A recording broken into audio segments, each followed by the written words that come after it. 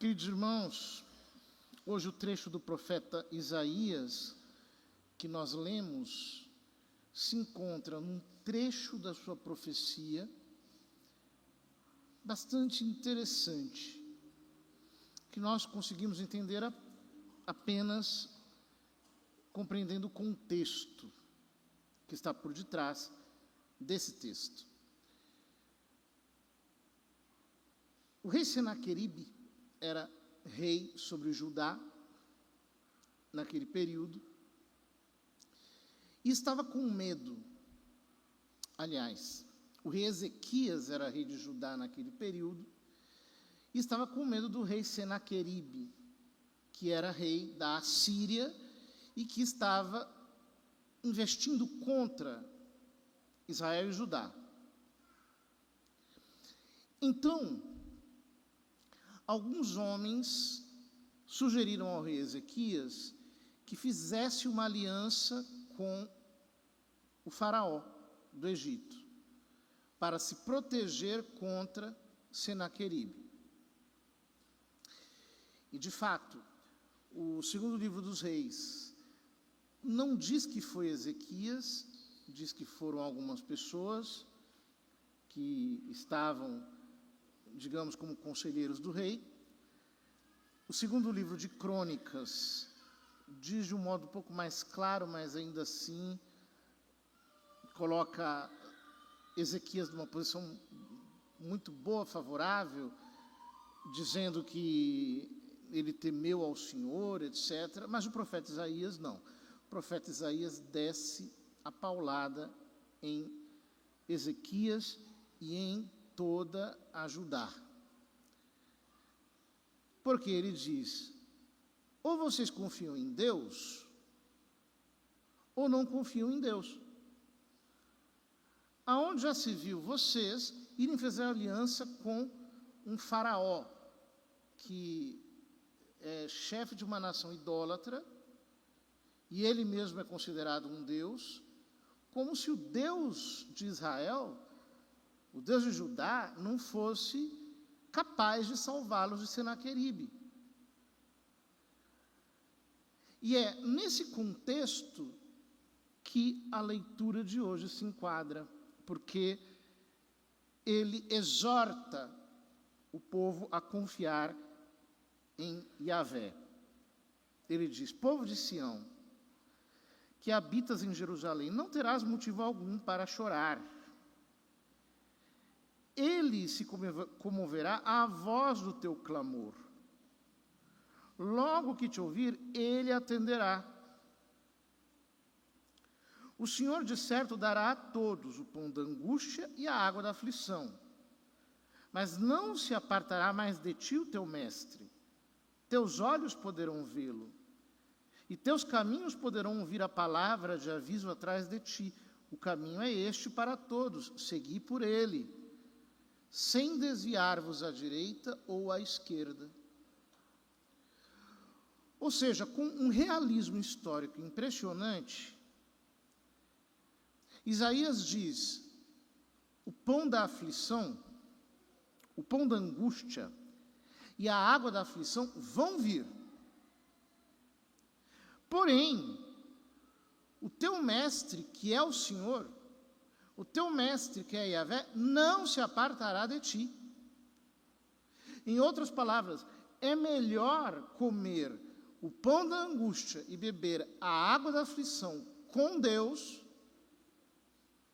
do que ser poupado do pão da angústia e da água da aflição, fazendo aliança com a impiedade, com aquilo que é iníquo e reprovável aos olhos dele. Porque é possível escapar do faraó, mas é impossível escapar do Deus vivo. É possível escapar de Senaqueribe, mas é impossível escapar do Deus vivo. Depois nós vemos que, quando Senaqueribe vai contra Judá, Deus vem em socorro do seu povo. E ele sai em fuga, em debandada, fugindo, justamente porque Deus mostrou a sua força. Isso tem um paralelismo grande com o Evangelho, porque no Evangelho nós lemos que, vendo Jesus as multidões, compadeceu-se delas, porque estavam cansadas e abatidas, como ovelhas que não têm pastor.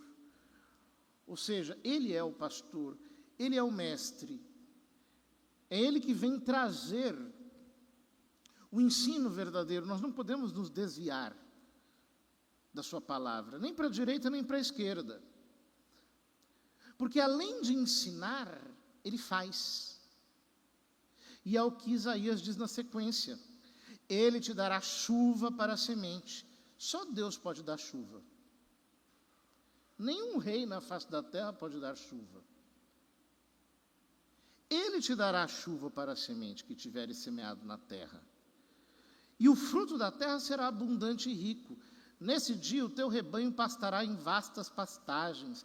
Teus bois e os animais que lavram a terra comerão forragem salgada, limpa com pá e peneira.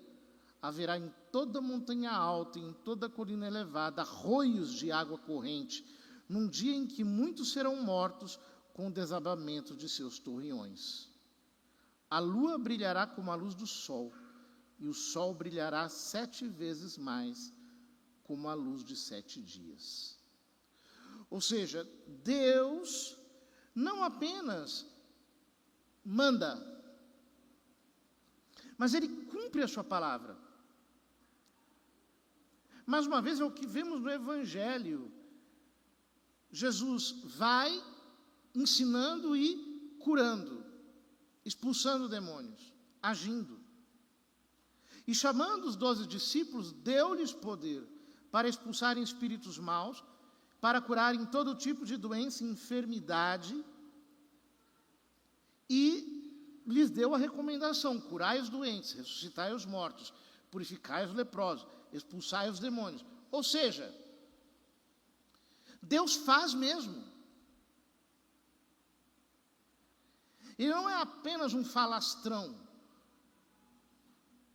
Ele não tem uma loquela para nos dar, um discurso vazio, apenas uma retórica.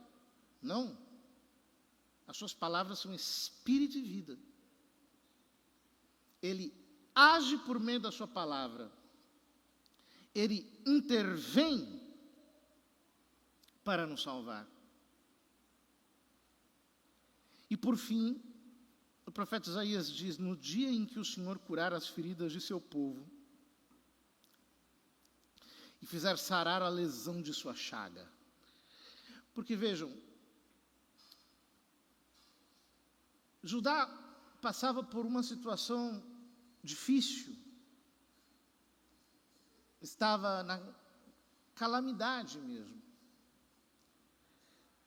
e ainda à mercê de serem invadidos por nações mais poderosas. O medo, a insegurança, a inconsistência deixam feridas, mas só Deus pode curá-las. Só Deus pode curar as feridas de uma guerra. Só Deus pode curar as feridas de uma calamidade. O homem não tem esse poder. A depender de nós mesmos, nós carregamos os nossos traumas, as nossas dores morais, as nossas ressacas existenciais para sempre. Ou seja, o chamado do profeta Isaías é: confiem em Deus, não façam aliança com o Egito. Muitas vezes, irmãos, nós ficamos um pouco aflitos. Existem situações, limites em nossa vida. Todos passamos por momentos de desencanto, de perigo, de ameaça. E qual é a nossa tentação? A nossa tentação é fazer uma aliança com o Egito e dar um jeito na nossa situação. Toda vez que um homem tenta dar um jeito, ele só piora as coisas. Isso nós vemos na Escritura. Por exemplo, Deus havia prometido um filho a Abraão. O filho não vinha. Sara tentou dar um jeito. Fez com que Abraão dormisse com a sua escrava e ela desse a luz sobre as suas pernas, para que o filho, de alguma maneira, fosse dela. Virou Ismael.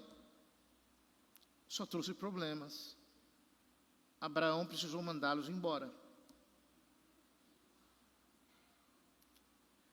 Do mesmo jeito, por exemplo, Jefté fez um voto maluco de matar o primeiro ser vivo que aparecesse diante dos seus olhos quando ele regressasse da guerra, se ele viesse vencedor, e a filhinha dele pula bem na frente dele e vem correndo ao seu encontro.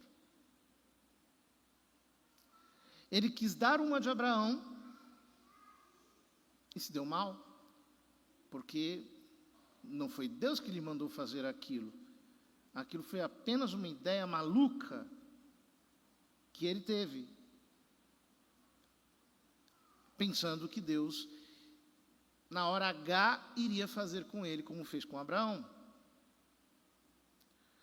Ou, por exemplo, quando morreu Salomão e o seu filho Roboão assumiu o reino, e ao invés de escutar os mais velhos, escutou os seus colegas jovens que disseram: olha, você tem que arrochar os impostos. Faz esse povo trabalhar e esse povo pagar o reino. Ele fez isso, e o que aconteceu foi a divisão em Israel, uma guerra civil praticamente. Um general chamado Jeroboão dividiu 10 tribos contra 2 e criou o reino de Israel, com capital em Samaria. Por quê? O homem tenta dar um jeito. Não existe jeito com Deus. Com Deus nós caminhamos na base da obediência. Não adianta eu inventar um caminho.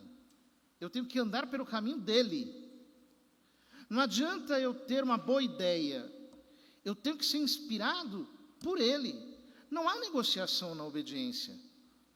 Ou ele é o meu Senhor, e eu o sirvo de todo o coração, confiando no que ele vai fazer por mim, ou se não, se eu tentar dar um jeito, eu vou me dar muito mal, que não existe espertinho com Deus. Não há trapaça, não há malandragem, não há nenhum tipo de caminho alternativo. Eu preciso aprender a andar em obediência. Quando o Senhor vier, Ele vai nos trazer tudo isso. A abundância e a renovação que nós tanto precisamos. Nós ouvimos no Salmo: Ele conforta os corações despedaçados, Ele enfaixa as suas feridas e as cura. É grande e onipotente o nosso Deus.